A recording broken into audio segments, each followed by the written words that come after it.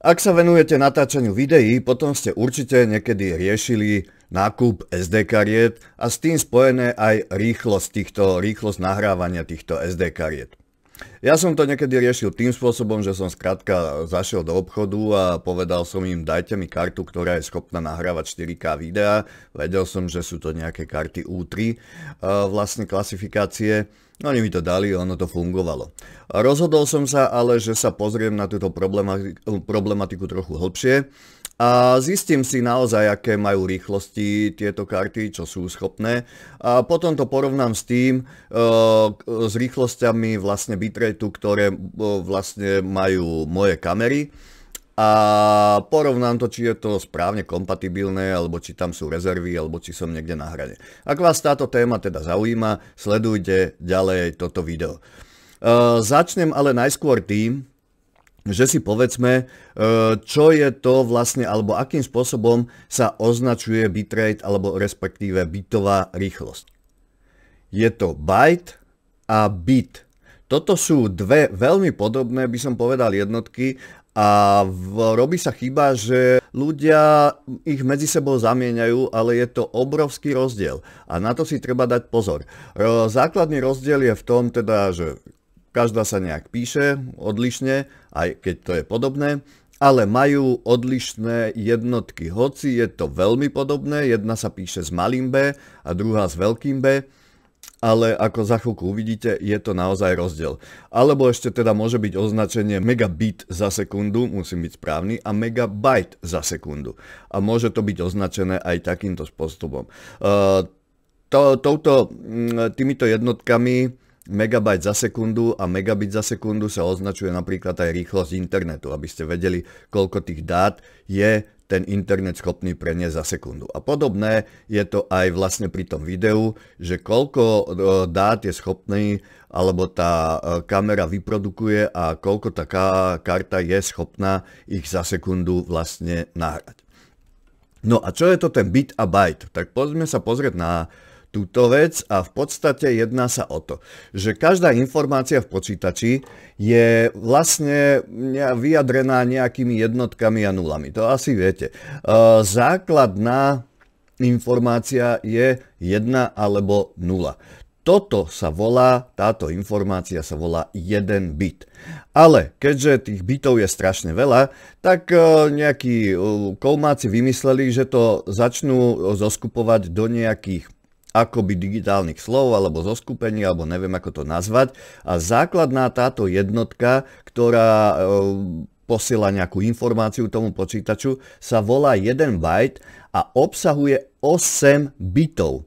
To znamená, že keď vám niekto povie, že máte rýchlosť internetu 100 MB alebo 100 megabitov, je to 8-násobný rozdiel, takže dajte si na toto pozor. Je to naozaj veľký rozdiel v tomto. Či je to v bitoch, alebo či je to v bajtoch.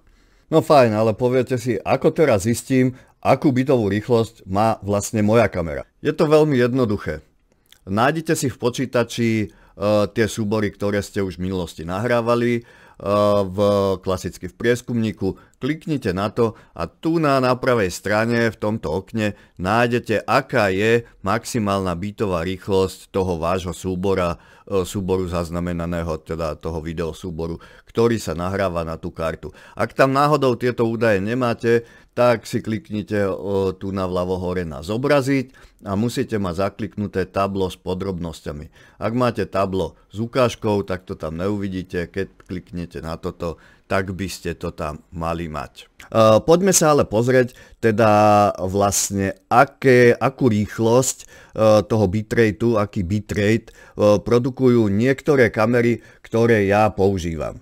Takže ja som si pozrel vlastne súbory, ktoré som nahrával s týmito mojimi kamerami a našiel som rôzne súbory, či už Full HDčkové, 4Kčkové, alebo porovnával som 25 frameov za sekundu alebo 50 frameov za sekundu. Všetky tieto veci v podstate majú vplyv na ten bitrate. Poďme sa pozrieť na to, že vlastne v jakom rozmedzi asi ten bitrate pracuje.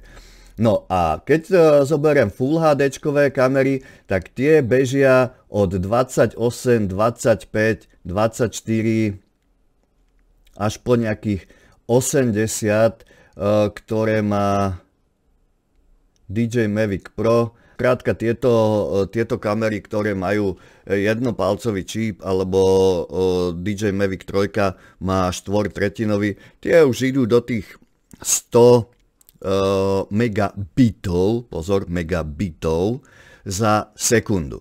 A ja som schválne do tejto tabulky dal prepočet aj koľko je to megabajtov. Lebo zaujímavé je to, a na to si treba dať práve pozor, že karty označujú rýchlosť nahrávania a čítania v megabajtoch. Ale bitrate, video bitrate sa označuje väčšinou v megabitoch. V tom si treba urobiť poriadok, ak by vám náhodou nejaký predavač tvrdil, že kamera, ktorú kupujete, má napríklad ako táto, že až 120 megabitov za sekundu, musíte si kúpiť kartu, ktorá nahráva 120 megabajtov za sekundu, tak toto nie je pravda. Pozor na to. Keď si to prepočítame na tie megabajty, tak pozrime si na tie čísla. Ono to vychádza, vlastne Full HDčkové kamery nahrávajú od nejakých 3 do 10 megabajt za sekundu. 4K je to potom zhruba tých 7 až 15. Keď som počítal v podstate nejaký taký extrém, že niektoré kamery dokážu zhruba až tých 200 megabitov nahrávať za sekundu, tak je to maximálne do tých 25 megabajtov za sekundu. No a teraz sa poďme pozrieť na tie karty. Ja som porovnával tieto karty, ktoré používam. Sú tu dve microSD karty a 3 klasické SD karty, ktoré používam do ručných kamier. Tuto som vlastne sa snažil namerať, aké vlastne majú teda rýchlosti. Skúšal som to merať v niekoľkých čítačkách, niekoľkými pripojeniami, a tieto hodnoty, čo som nameral, tak vlastne sú tie najvyššie, čo som nameral, pretože na výsledok merania má samozrejme vplyv schopnosť rýchlosť čítania danej čítačky, prenosu kábla, portu a podobne. Čiže sú merané v jednom porte, v jednej čítačke.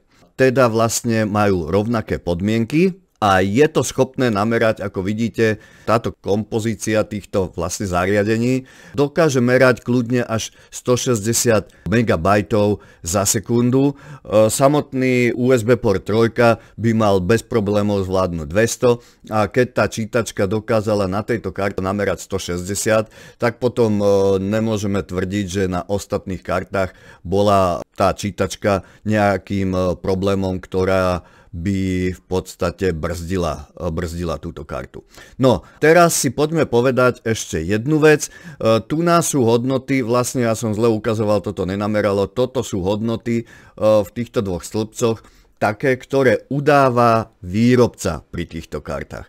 Tuto vidíte objem tých kariet, tu je dané označenie, čiže nejaká klasifikácia tých kariet, podľa čoho si teda môžete posúdiť, aká klasifikácia, aké rýchlosti by mala zodpovedať. No a poďme sa pozrieť teda, čo som nameral.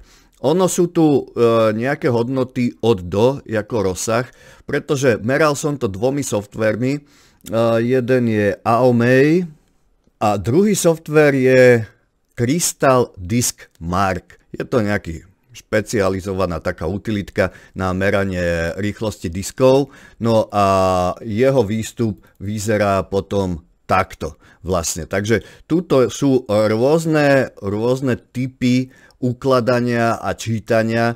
Priznám sa, neviem, čo tieto údaje znamenajú.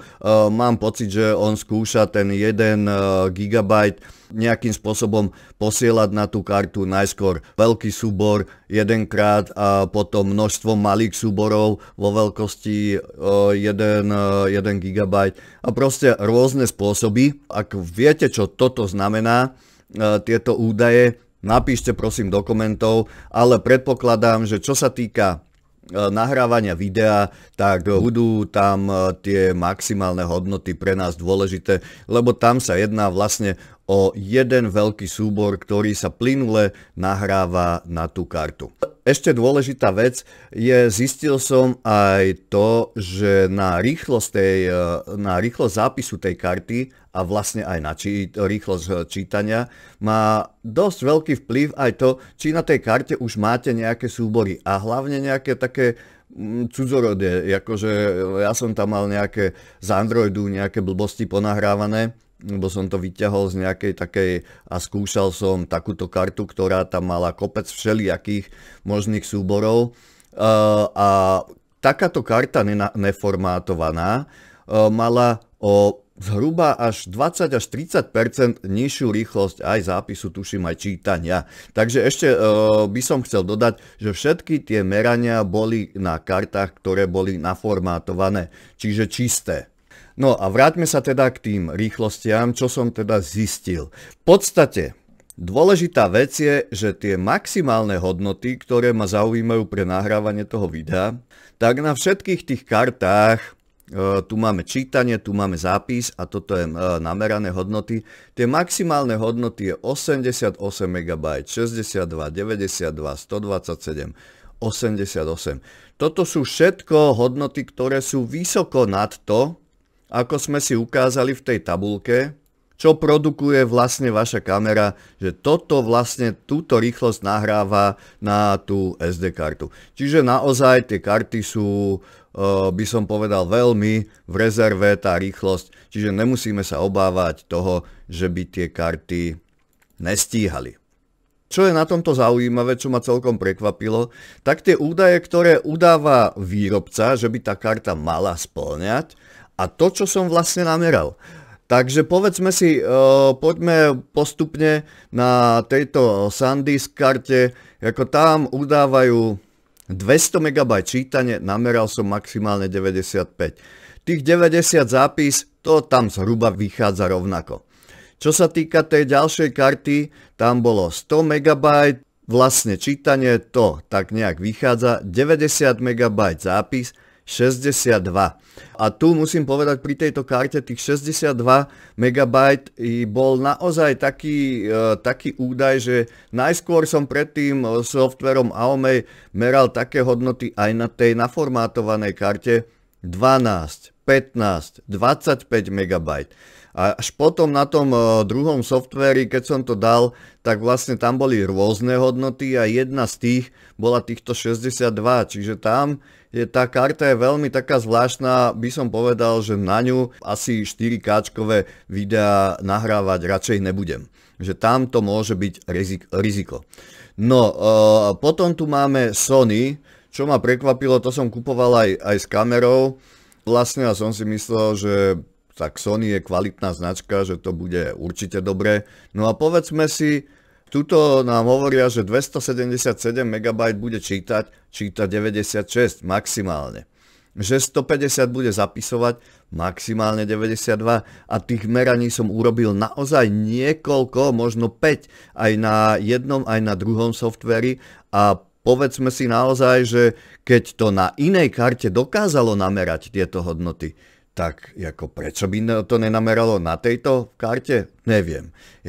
Nemám laboratórne žiadne merania, že to tak určite je, ale v každom prípade je to zaujímavé, lebo keď si pozrieme na kartu od Samsungu, tak títo udávajú 160 MB čítanie, 160 mi to nameralo. 120 zápis, 127 mi to nameralo. Kde je chyba? Prečo to u jednej karty korešponduje s tým, čo tam je a u všetkých tých ostatných nekorešponduje. Takže je to zvláštne. No a ešte tu máme jeden SanDisk, tam bolo tiež udávané 170 čítanie, 90 zápis, no a vyšlo 96 čítanie, 88 zápis. No ale čo s tým chcem ešte povedať, tak v podstate dôležité je to, že teda vieme, že na tieto karty vieme nahrávať a sú to karty, ktoré sú síce vyššej triedy, ako čo sa týka rýchlosti, ale na trhu nájdete aj také karty, ktoré sú super bomba, neviem čo, rýchle. To určite na tieto veci, na nahrávanie 4K videa v podstate bežnými kamerami určite nepotrebujete. Takže na dnes asi všetko a ak vás to bude teda zaujímať, tak sa uvidíme pri ďalšom videu.